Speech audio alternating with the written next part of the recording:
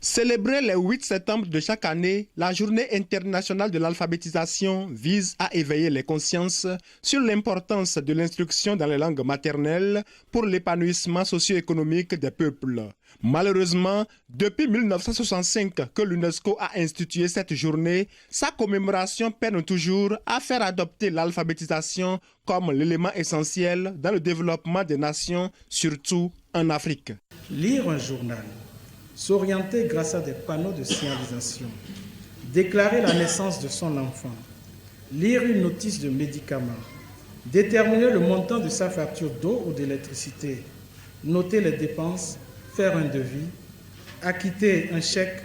sont autant de gestes quotidiens et usuels qu'un nombre important de Béninois sont incapables d'accomplir à l'heure actuelle où je vous parle parce qu'ils sont incapables de lire ou d'écrire. Autant de choses qui amènent le préfet du Koufo et la directrice résidente de la coopération suisse au Bénin à faire de cette 54e édition de la Journée internationale de l'alphabétisation une occasion de plaidoirie pour l'instruction dans les langues maternelles. La célébration de la Journée internationale de l'alphabétisation 2019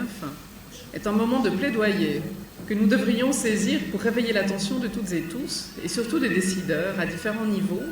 pour un meilleur financement de l'alphabétisation en langue nationale comme un outil puissant de développement. Et comme vous le savez, beaucoup de syndicats d'enseignants, beaucoup de personnalités crient tous les jours pour dire qu'il faut mettre l'accent sur l'alphabétisation.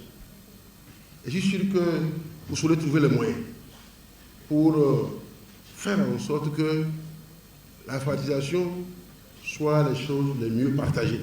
D'après Kakpo Maounion, ministre de l'enseignement secondaire, le gouvernement du président Patrice Talon prend désormais la mesure des choses et opte pour une gestion décentralisée de l'alphabétisation. La célébration de cette journée internationale de l'alphabétisation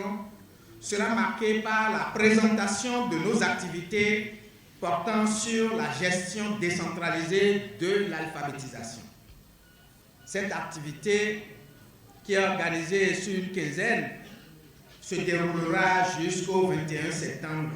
et permettra d'informer davantage les populations sur